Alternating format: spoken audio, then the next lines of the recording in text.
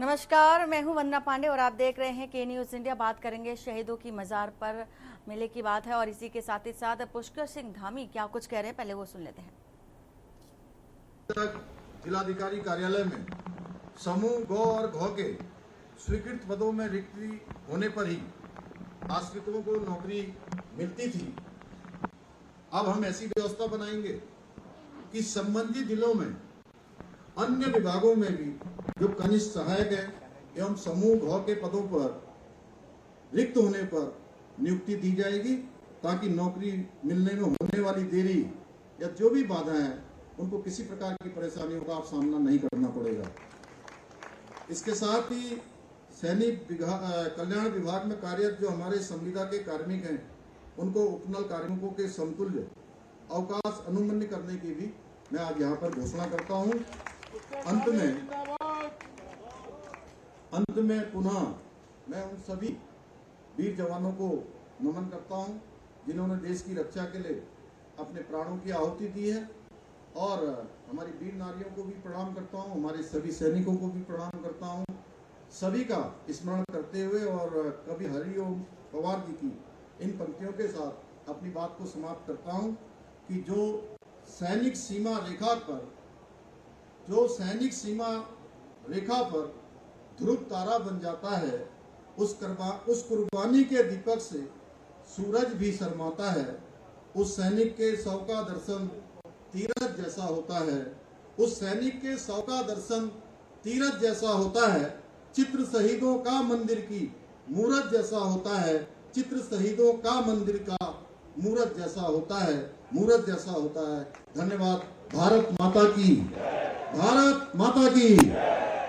बहुत बहुत सम्मान, स्वागत और इसके साथ ही हमारी वीर नारियों वीरांगनाओं का सम्मान और अभिनंदन हो। मैं और बात कर रहे हैं शहीदों की मजारों पर लग रहे हर बरस मिले। आजादी के बाद से भारत और पाकिस्तान के बीच वैसे तो 3 युद्ध हो चुके हैं और आज कारगिल विजय दिवस मनाया जा रहा है। 26 जुलाई है आज। 1999 को कारगिल विजय दिवस की घोषणा हुई थी। इसी के साथ ही साथ भारत और पाक के बीच लगातार 60 दिनों तक ये युद्ध चला था। 3 युद्ध हुए थे, उनमें से सबसे बड़ा युद्ध इसे माना जाता है। पहले युद्ध की अगर बात कर लें तो 1965 को, दूसरा 1971 और तीसरा 1999 यानी कि कारगिल विजय दिवस के रूप में हम जानते हैं। लेकिन सबसे भयानक और लंबा चलने वाला जो युद्ध था, जैसा कि बता रहे हैं आपको, कारगिल वॉर को माना जाता है, जो कि 1999 को हुआ था। भारत ने पाक के खिलाफ तीनों युद्ध जीते हैं, लेकिन कारगिल विजय दिवस, कारगिल युद्ध में भारत की जीत भारतीय जवानों को श्रद्धांजलि और उनकी वीरता को नमन करने के लिए मनाया जाता है। ये दिन भारतीय सेना के हर उस जवान को समर्पित है जिन पर हर हिंदुस्तानी को गर्व है। 1999 भारत पाकिस्तान युद्ध के दौरान कारगिल सेक्टर से पाकिस्तानियों को खदेड़ने के लिए भारतीय सेना की कार्रवाई को ऑपरेशन विजय के नाम से जाना गया। वहीं कारगिल वॉर में टोलोलिंग टॉप को कब्जे से छुड़ाने गई भारतीय सेना को 3 टुकड़ियों में बांटा गया था और इन्हें नाम दिया गया था अभिमन्यु, भीम और अर्जुन। कारगिल जिला लद्दाख के अंतर्गत आता है। हालांकि जब युद्ध हुआ था तब लद्दाख समेत ये पूरा इलाका जम्मू कश्मीर के अंतर्गत ही आता था। मौजूदा कारगिल जिले का अधिकांश भाग जो है पुरागी के नाम से भी जाना जाता था। इसी के साथ ही साथ कारगिल युद्ध क्यों शुरू हुआ था? ये जंग तब शुरू हुई जब पाकिस्तानी सेना ने कश्मीरी आतंकवादियों के रूप में नियंत्रण रेखा यानी कि एलओसी पार करके भारतीय क्षेत्र में घुसपैठ की। एलओसी विवादित कश्मीर क्षेत्र में भारत और पाकिस्तान के बीच वास्तविक सीमा का काम करती है। पाकिस्तानी सेना ने रणनीतिक बनाकर महत्वपूर्ण ठिकानों पर कब्जा करने की कोशिश की थी, जिसको भारतीय सेना ने पाक के नापाक इरादों को कामयाब नहीं होने दिया और खदेड़ दिया भारत से। इसी के साथ कारगिल की चोटी पर तकरीबन बताया जाता है कि 2000 से अधिक के जो सेना थी पाकिस्तान की ओर से कारगिल चोटी पर हमलावर थी, लेकिन जवाब में जो भारत के जाबाज सिपाही थे, शहीद थे, उन्होंने दो टूक कहा और मुंह तोड़ जवाब दिया और 2 लाख सैनिकों के साथ हमला कर दिया और खदेड़ दिया पाकिस्तानियों को और पाकिस्तान दोबारा से भेज दिया, जिसको लेकर के जब कारगिल चोटी पर विजय प्राप्त हुई, इसी के तहत कारगिल विजय दिवस के रूप में हम 26 जुलाई 1999 से मनाते आ रहे हैं, जो कि 25 साल पूरे हो चुके हैं।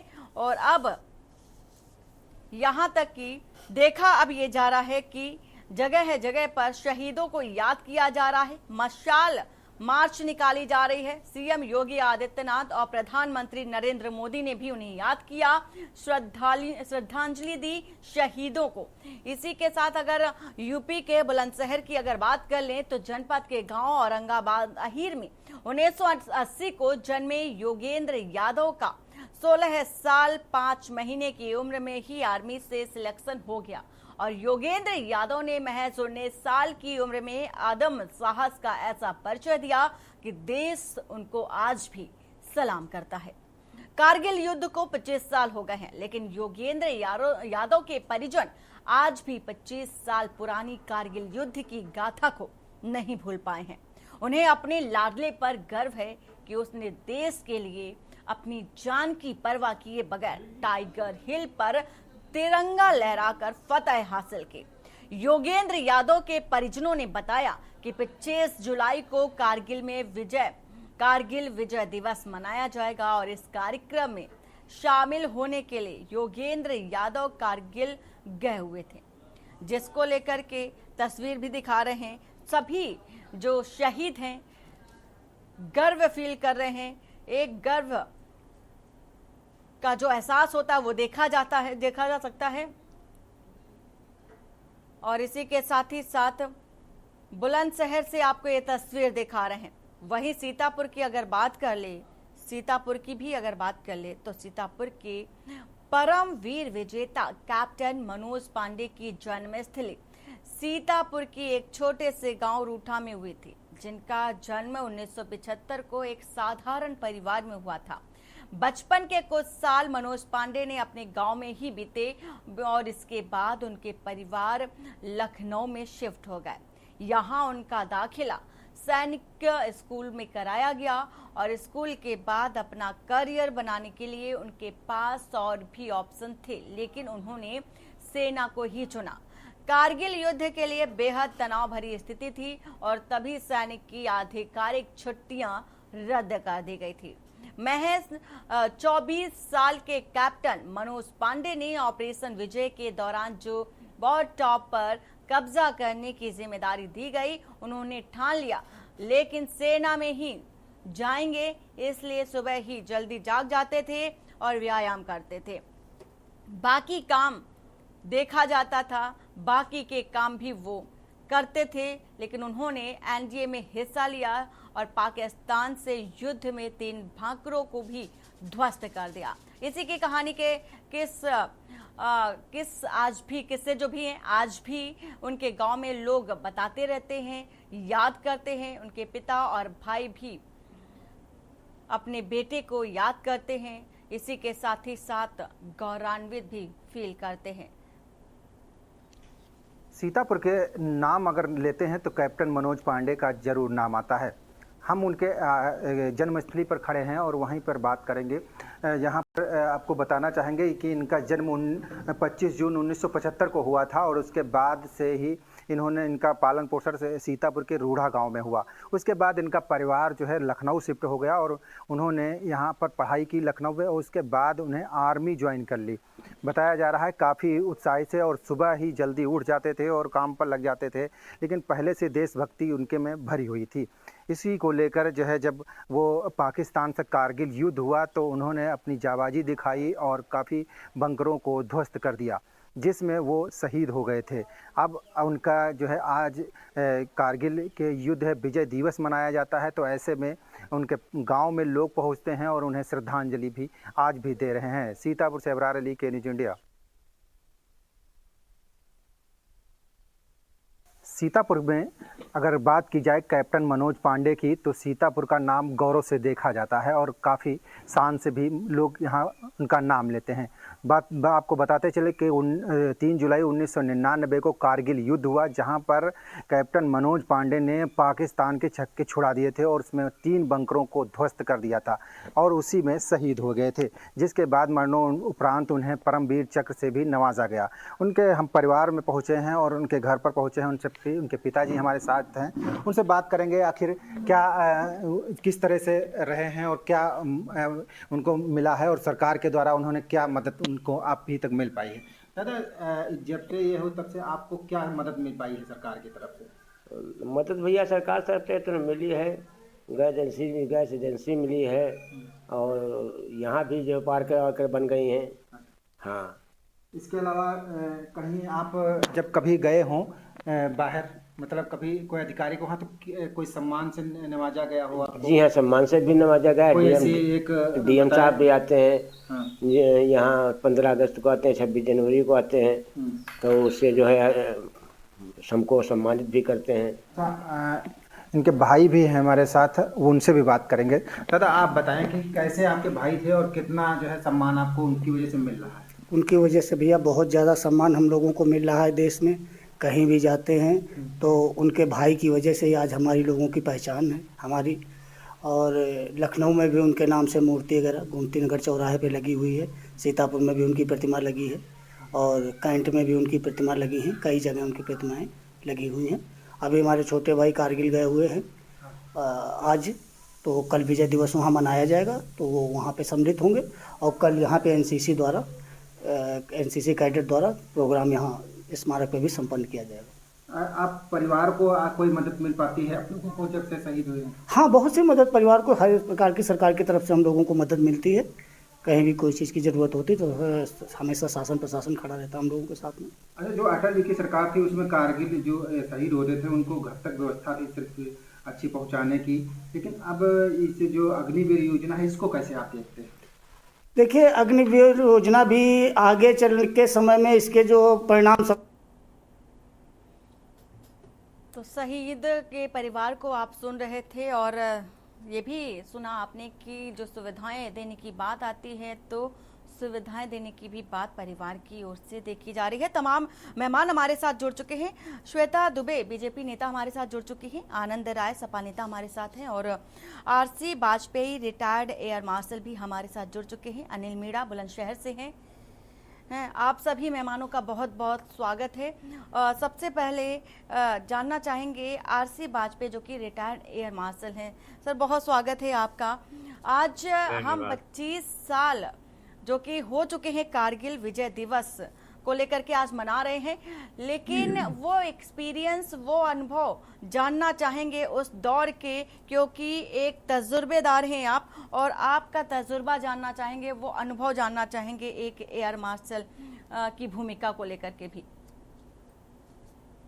सबसे पहले तो मैं अपने भारत के उन वीर सपूतों को जिन्होंने 1999 में कारगिल युद्ध में अपने प्राण न्यौछावर किए अपने देश की सुरक्षा में, उनको मैं शत नमन करता हूं। साथ ही अपने उन भाइयों का जिन्होंने उसमें भाग लिया कारगिल युद्ध में, उनको बहुत बहुत बधाई और धन्यवाद देना चाहता हूं उनके इस बलिदान के लिए। वहां पर उन्होंने जो अपना सारा समय और जिस बहादुरी से उसका सामना किया। जहां तक सवाल रहा इस युद्ध का, पहले तो ऐसा धोखेबाज पाकिस्तान हमेशा रहा है। धोखे से ही उसने कोशिश की, कारगिल में घुसपैठ की उसने और लद्दाख और कश्मीर को अलग अलग करने का उसने प्रयास किया। पर जैसे ही खबर लगी, थल सेना ने कोशिश की उस पर विजय पाने के लिए, उसको निरस्त करने के लिए, परंतु चूंकि वो ऊंचाई पर था कारगिल में, इस वजह से उस पर वो कब्जा नहीं कर सका, उनको हरा नहीं सका। तब हमारी वायुसेना ने उसमें भाग लिया। और एक बात आपको बता दूं, बहुत आवश्यक है कि वायुसेना को आदेश दिया गया था प्रधानमंत्री द्वारा कि आप लाइन ऑफ कंट्रोल को पार नहीं करेंगे।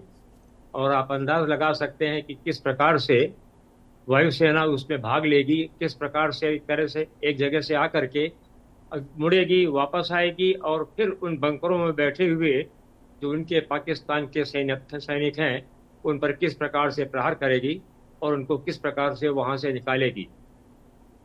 हमने कोशिश की 2 मिग को भेज करके, पहले एक मिग जो आगे गया था उस पर कोई इंजन खराबी आई और वो नीचे गया। इसके साथ ही जो पीछे वाला था उसने उस जहाज को देखने के लिए कि क्या हुआ है इस जहाज का, वो गया और उस पर वो शिकार हो गया, पाकिस्तान के शस्त्रों के द्वारा गिरा लिया गया और दोनों के पायलटों की दुर्दशा की गई। उसका शायद बयान करना बहुत मुश्किल है, पर उन्होंने अपने देश की सुरक्षा में अपने प्राणों का बलिदान दिया।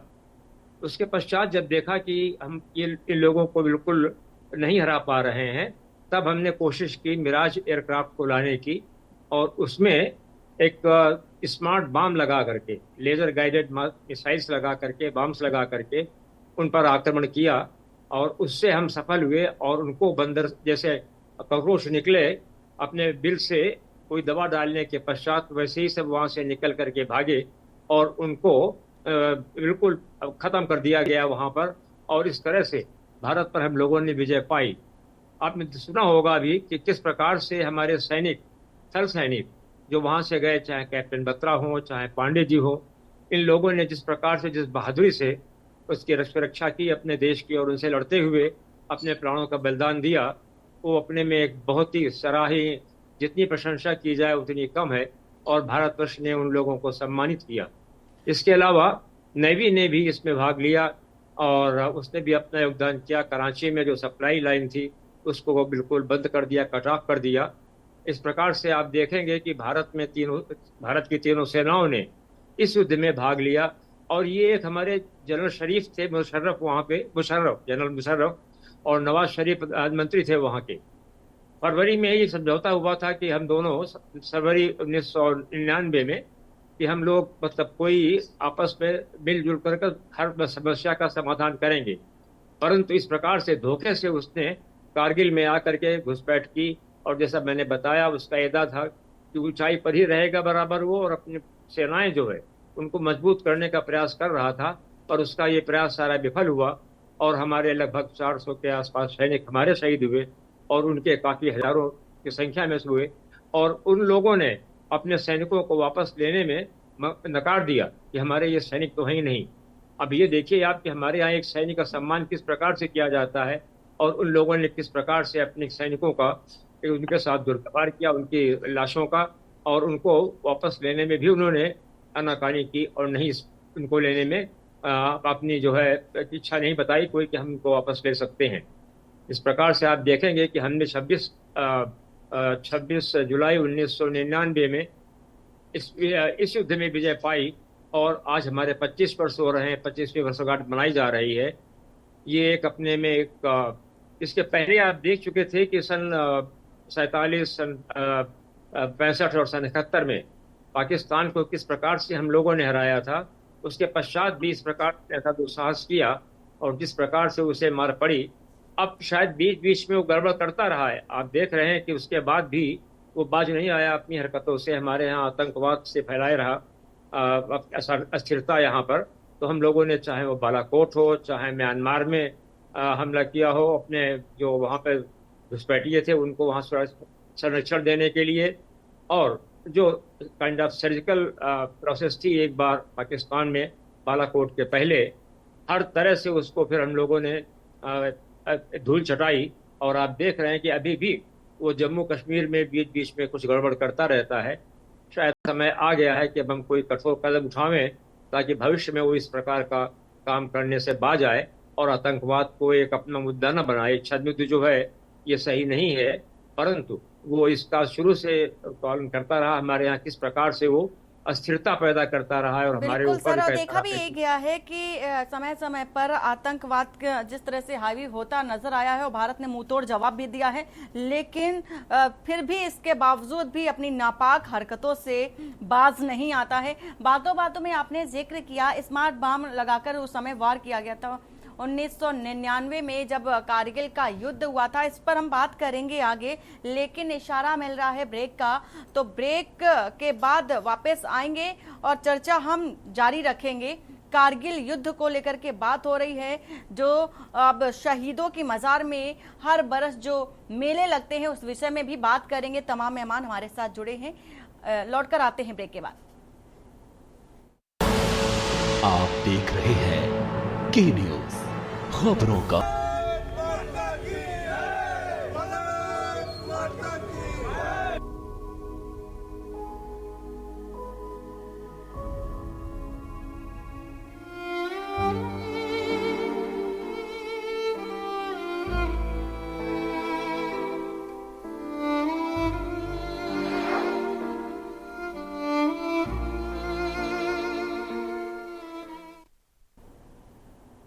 ब्रेक के बाद आपका स्वागत है और बात कर रहे हैं शहीदों की मजार पर लग रहे हर बरस मेले। मेहमान भी हमारे साथ तमाम जुड़े हुए हैं। श्वेता दुबे हमारे साथ बीजेपी नेता हैं। श्वेता जी, आपसे जानना चाहेंगे, जिस तरह से देखा जाता है कि हर बरस देखा जाता है, हर साल शहीदों के परिवार को लेकर के बड़ी बातें कही जाती हैं, तमाम जो व्यवस्थाएं होती हैं या लाभ की बात कर ले, देने की बात होती है, तो देश की रक्षा में बलिदान से बड़ा कोई योगदान तो नहीं होता, लेकिन फिर भी बलिदानियों के जो परिवार है उनके लिए आपकी ओर से क्या कुछ किया जा रहा है? देखिए, हमारी सरकार ने तो जब ये सबसे पहले सर्वप्रथम उन शहीदों को सत सत नमन, और जो हमारी सुरक्षा में, हमारे देश की सुरक्षा में लगे हुए हैं उनका भी सादर वंदन, अभिनंदन का दिन है आज विजय दिवस है।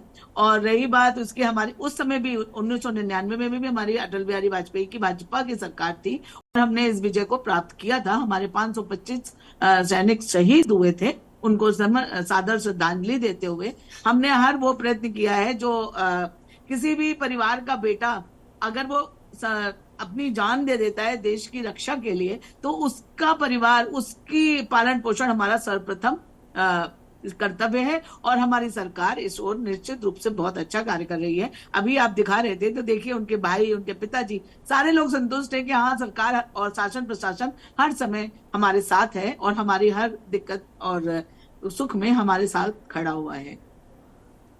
बिल्कुल। देखिए, इसका एक मानवीय पहलू भी है और उस मानवीय पहलू को हमारी सरकार बहुत अच्छे से समझ रही है और उसको अच्छी तरीके से निभा भी रही है। बिल्कुल, तस्वीरें कई आती निकल करके, एक पॉजिटिव तस्वीर भी आती है तो कहीं स्थितियों को बताती हुई भी तस्वीरें आती हैं कि कहां पर क्या सुविधाएं दी गई, क्या सुविधाएं नहीं दी गई, या देने की बात की गई लेकिन दी नहीं गई। कई ऐसी तस्वीरें भी श्वेता जी आती हैं और दिखाते भी रहते हैं। आनंद जी, आपसे जानना चाहेंगे, आज पूरा देश याद कर रहा है शहीदों को। आज 25 साल पूरे हो गए हैं कारगिल विजय दिवस के, किस नजरिए से आप देखते हैं? सर्वप्रथम कारगिल में शहीद हुए वीर सपूतों को मैं सादर नमन और विनम्र श्रद्धांजलि देना चाहता हूं। सर्वप्रथम मैं यही कहना चाहता हूं कि हमारे देश की सेना बहुत ही बहादुर है और जो भी मतलब जो भी देश से उलझा, देश ने उसका जवाब मजबूती से दिया। जब भी पाकिस्तान 1961 में, चाहे 1999 में, जब हमसे उलझा तो हम लोगों ने मजबूती से उसका जवाब दिया और देश की सेना पे सवाल उठाना ये हम लोगों की, चाहे सबकी, मैं मूर्खता कहता हूँ, लेकिन मैं पूछना चाहता हूँ, आज के दिन तो ये सवाल नहीं करना चाहिए, लेकिन मैं सवाल करना चाहता हूं आपके माध्यम से कि अग्निवीर जैसी योजना लाके हमारी देश की सेना को कमजोर बनाया जा रहा है। चाहे वो कोई भी सरकार ला रही हो, इस पे हम लोग कड़ा विरोध हमेशा रहेगा। तो 4 साल की नौकरी करके 4 साल की नौकरी दे के सेना में फूट डालने का काम किया जा रहा है। उनको बराबरी का दर्जा नहीं दिया जा रहा है। उनकी शहादत पे उनको श्रद्धांजलि नहीं दी जा रही है। तो मैं आपके माध्यम से पूछना चाहता हूं, तो भारतीय जनता पार्टी की सरकार है जो हमेशा एक दूसरे को लड़ाने का काम किया, वहां तक तो ठीक था, लेकिन सेना में भी एक दूसरे को लड़ाने का काम किया, एक दो आंख करने का काम किया। हम लोग इसका कड़ा विरोध करते हैं। और ठीक है, करते रहेंगे। इसका जवाब लेकिन हम जानेंगे श्वेता जी से जानेंगे, लेकिन हमारे संवाददाता भी हमारे साथ जुड़े हुए हैं। अनिल, जिस तरह से तस्वीर दिखाई आपने कि जो शहीद है उनके परिवार में जा कर के उनसे बातचीत भी की गई, तो शहीद के जो परिजन हैं उन्होंने सारे वृत्तांत को बताया और अभी भी वो पल, वो क्षण वो भूले नहीं हैं। वो तस्वीरें ताज़ा हो जाती है जब भी कारगिल दिवस आता है। क्या अगर सुविधाओं की अगर बात कर ले, सरकार की ओर से कही गई कि जो शहीद है उनके परिवार में सरकारी नौकरी भी दी जाएगी, साथ ही अन्य जो सुविधाएं होती हैं वो दी जाएंगी, क्या ऐसी कोई तस्वीर निकल कर आई सामने? जी देखिए, सबसे पहले तो मैं आपको बता दूं, जो जनपद बुलंदशहर की जो बात की रही है, जो योगेंद्र यादव हैं, जो अदम साहस का जिन्होंने परिचय दिया था, वो पहली बात तो शहीद नहीं हुए थे, क्योंकि उन्होंने उनके लिए जो वहाँ जो जिम्मेदारी सौंपी गई थी वो टाइगर हिल की जिम्मेदारी सौंपी गई थी, क्योंकि वो 2 सन के मात्र 16 साल वर्ष 5 महीने की उम्र में उनका आर्मी में सिलेक्शन हो गया था और 18 ग्रेड में उनका सिलेक्शन हुआ था। और अगर बात की जाए 1999 का जब युद्ध हुआ था, वो अपने घर पर छुट्टी आए हुए थे, क्योंकि उनकी शादी थी और शादी के मात्र अगर बात की जाए 15 दिन बाद ही उनके लिए जब बुलावा वहां से आया कि युद्ध छिड़ गया पाकिस्तान का और हिंदुस्तान का, तो वो मात्र वहां परिवार में जिस तरह से खुशी का जो माहौल था उस माहौल को बिना बताई, वो घर वालों को बिना बताई और वो सीधे कारगिल के रवाना हो गए। और रवाना होने के बाद में अगर बात की जाए तो उनके लिए जो जिम्मेदारी सौंपी गई थी कि उनके लिए टाइगर हिल पे जो है उनके लिए 7 सदस्यीय एक टीम बनाई गई थी, जिसमें उन्हें प्लाटून कमांडर बनाया गया था। और जब चढ़ाई कर रहे थे, बताया जा रहा है कि 1700 फीट ऊंची चढ़ाई पर जब पथरीले कांटे और पहाड़ियों पर जिस तरह से वो चढ़ रहे थे, बर्फीले रास्ते थे, तो बड़ी काफी परेशानी का सामना करना पड़ा था उनके लिए। और जब वो वहां पहुंच गए तो उनके 6 जो साथी थे वो शहीद हो गए वहां, और उसके बाद में सिर्फ अकेले योगेंद्र यादव बचे और उनके 17 गोलियां लगी। और ठीक है अनिल, बिल्कुल अनिल, ये देखने वाली बात भी है कि हर जगह क्या कैसी तस्वीर निकल कर आती है और जगह जगह देखा भी जा रहा है। आज कारगिल दिवस पर श्रद्धांजलि दी जा रही है शहीदों को। RC Vajpayee retired air marshal हमारे साथ हैं। सर, आपसे जानना चाहूंगी कि अभी हम बात कर रहे थे तो बातों बातों में आपने जिक्र किया कि कारगिल युद्ध के दौरान एयर जो स्मार्ट बम लगा करके जो युद्ध था उसको जीता गया। तो ये क्या होता है, तकनीकी अगर चीजों की अगर बात कर ले तो क्या क्या उपयोग में लाई जाती है उस दौरान जब युद्ध होता है? कभी प्रश्न दोहराएंगे अपना? जी सर, हम ये पूछ रहे हैं कि जब युद्ध होता है, जब ऐसी विषम स्थितियां आ जाती हैं, और जैसा कि पाकिस्तान धोखे से ही हमला किया था कारगिल युद्ध के दौरान, जब कारगिल की चोटी पर 2000 सैनिकों के साथ, ऐसे में सैनिक की वो स्थिति नहीं थी, लेकिन फिर भी हमला किया और विजय भी प्राप्त की। तो तकनीकी चीजों को लेकर अगर बात की जाए तो उस दौरान किन किन तकनीकों का ध्यान में रखना बहुत जरूरी हो जाता है ऐसी स्थिति में?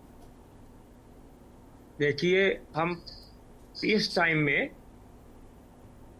पूरा प्रयास करते हैं कि हमारी सेना अपने जो शत्रु हैं या जिनके खिलाफ हमें कोई तैयारी करनी है अपनी, तो हम कोशिश ये करते हैं कि उनसे हमारे जो हथियार हैं, शस्त्र हैं, उनसे अधिक शक्तिशाली हो और उनका प्रयोग हम अपने सही समय पर कर सकें, सही ढंग से कर सकें। हमने किया वहाँ पे कारगिल के दौरान, उसके पहले भी किया, चाहे वो सन 65 का हो। 65 में ज़रूर उनके पास सेबर एयरक्राफ्ट थे, हमारे पास नेट्स थे, मगर हमने उसका मुकाबला उनका किया और उनके सेबर को मार गिराया और 65 में विजय पाई। तो ठीक है, हम हमेशा तैयार रहते हैं, ऐसी बात नहीं है। पर मैं एक बात बताना चाहूँगा कि आज के समय ये जो और अपने कॉन्स्टिट्यूशनल या अपने संगठनात्मक ऑर्गेनाइजेशनल जो हमारे प्रश्न हैं, इनको हम अगली बार दोबारा कभी और विषय पर संदर्भ में बात करें उसके ऊपर। अभी चूँकि कारगिल दिवस का 25वां हम वर्षगांठ मना रहे हैं, तो हम इसी पे अपने को संकेंद्रित करें कि हम उस विषय में चर्चा करें। बाकी जहाँ तक तैयारी का प्रश्न है, हम सब तरह से तैयार हैं। जहाँ तक एक सवाल उठाया गया, हमारे जो इनका है क्या नाम 4 साल का विषय एक अहम विषय है, ठीक है, उस पर चर्चा हो रही है। अभी वो विचाराधीन है, तीनों सेनाएं, गवर्नमेंट सब बैठ के चर्चा कर रही है।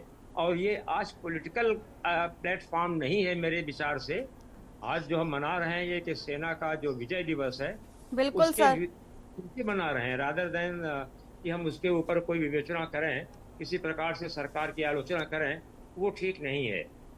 हम यही बताएं जो सत्य है, जो बिल्कुल इस विषय से संबंधित है, उसी पर चर्चा करें।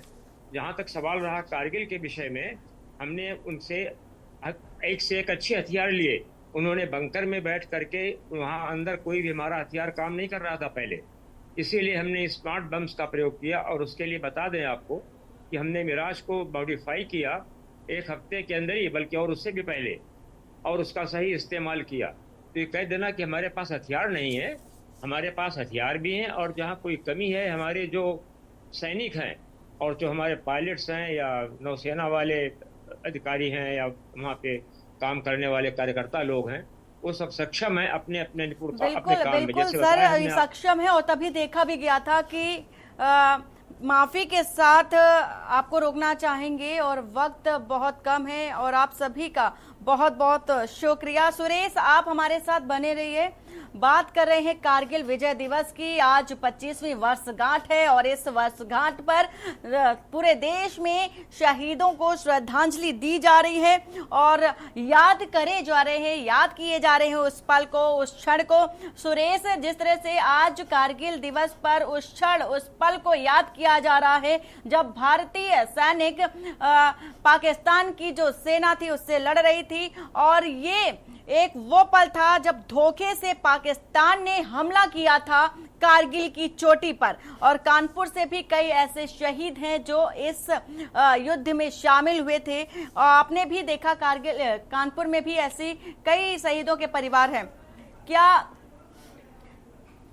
क्या स्थितियां देखी जा रही हैं तब के दौर को लेकर के, अगर आपकी बात करें? जी वंदना, मैं सबसे पहले तो आपको बता दूं कि इस समय मैं उसी पार्ट